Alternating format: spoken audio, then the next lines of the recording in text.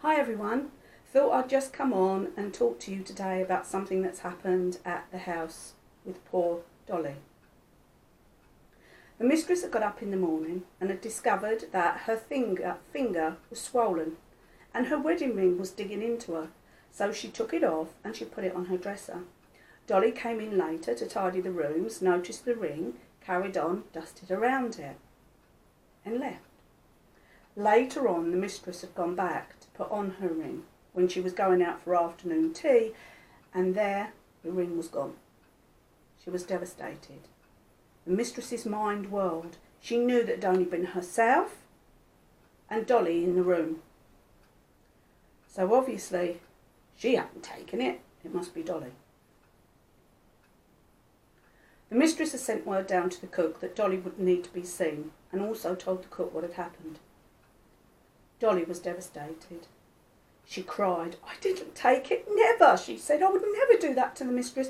I need this job more than anything. My mum and dad need the money that I'm able to send home." The cook and the butler had become very, very fond of Dolly and knew that Dolly wouldn't be lying. There was no way that Dolly would have taken it. She was an honest, caring, hard-working individual, and they knew that she wouldn't have taken it, but there was no way they could prove it. Dolly knew that at the end of the day there would be a strict talking to from the master. She knew. She was petrified and she quaked at the thought of it. At the end of the day, when the master came home, she was called to his study. She nervously tapped on the door. "Come in," he said. The door opened and squeaked a little, which kind of made her jump. And as she went in, there was the master sitting at his desk. He looked up at her with a very stern expression on his face. "Dolly, come in." She came in and she stood a few feet in front of him. Her hands behind her back. The reason why, so that he wouldn't see how much her hands were trembling with fear. She wanted to cry, but she held back the tears. That wouldn't look good, she thought to herself. If I cry, he'll think I'm admitting guilt.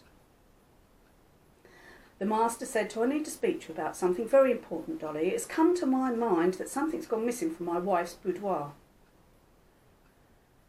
She closed her eyes and breathed deeply. She knew what was coming. "My wife's wedding ring, which she treasures highly, has gone missing from the room, and you, Dolly, were the only person in there. After, of course, my wife.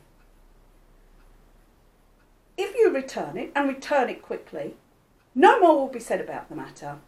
One mistake is a mistake. After that, it will not be seen a mistake. It will be seen as thieving."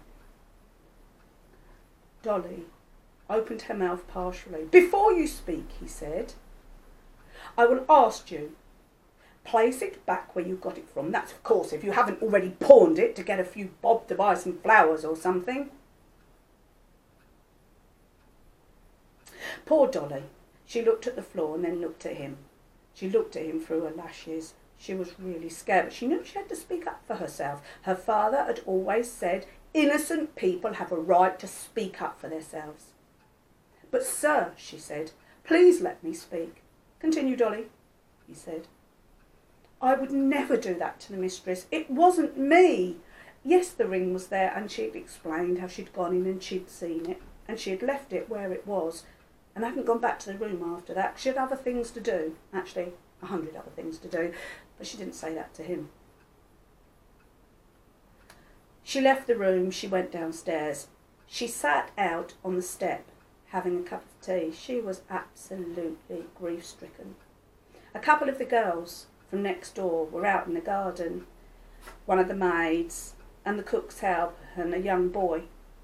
"Hi, Dolly," they said. "Hi," she said. "Hey, what's up with you? Not like you to have a glum face, no matter what."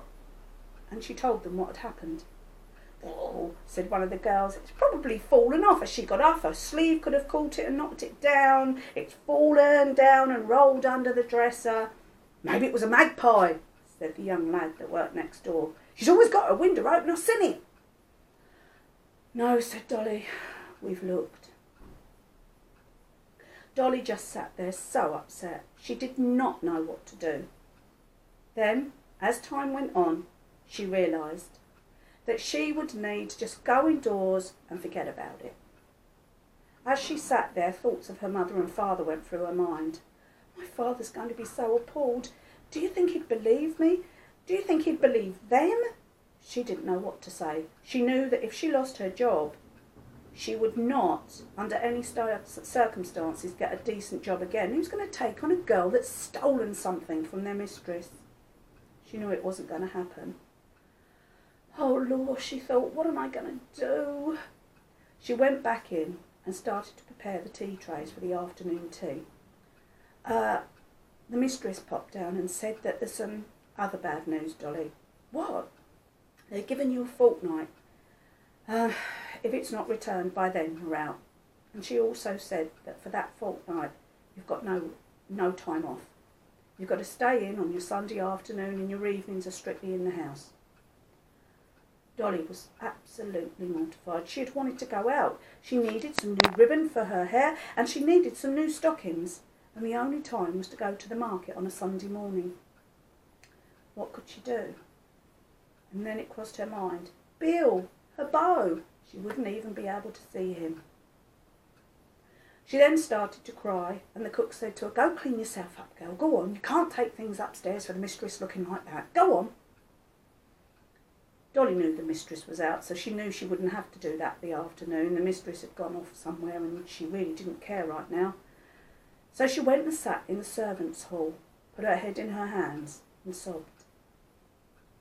After a few moments, she heard a yell of surprise. Oh! And then running. What on earth's going on, she thought. No one runs in this house. Well, apart from the little boy, he has a bit of a run-up every so often. But anyway, there, in the doorway, stood the governess. Hello, she said. But Dolly, she said, something amazing's happened. Something amazing. Amazing, thought Dolly. What's wrong with the woman? Dolly dried her tears. She didn't want to look a fool in front of the governess. What's wrong, she said. Look, Dolly, look. And there, in the governess's palm, stood the ring. Shiny and bright, and it looked almost as good as if it just come off of a showcase to Dolly. It was magnificent. Where did you get it, said Dolly. Well, said the governess, this morning I decided to talk about some wars and battles from history. So we decided to get out the fort to lay out a plan of battle. And there, inside of the fort, was a tiny little box. And in the tiny little box was the ring. But how? The young master said that he went upstairs to his mum's room to talk to her. But she wasn't there. And he decided to take the ring and hold it for ransom. He thought it was a treasure. Quickly they went to the master and the mistress and told them about the situation. They could not be more apologetic. We are so sorry, Dolly, they said. How could we ever have doubted you? You're such a good worker and such a kind-hearted girl. All we can say is this, to try and make recompense, the whole weekend is yours. Leave Friday night and return Monday morning ready for work. She knew she couldn't go away, but the thought of having a Saturday and a Sunday to herself was absolute bliss. She could lay in bed till 7:30. How wonderful. Anyway, that is one of the instances that happened to poor Dolly. I hope her heart didn't flutter too much and I hope she's calmed down now, but you know how it is. These things stick in your mind. Anyway, everyone, thank you for watching. Thank you for listening.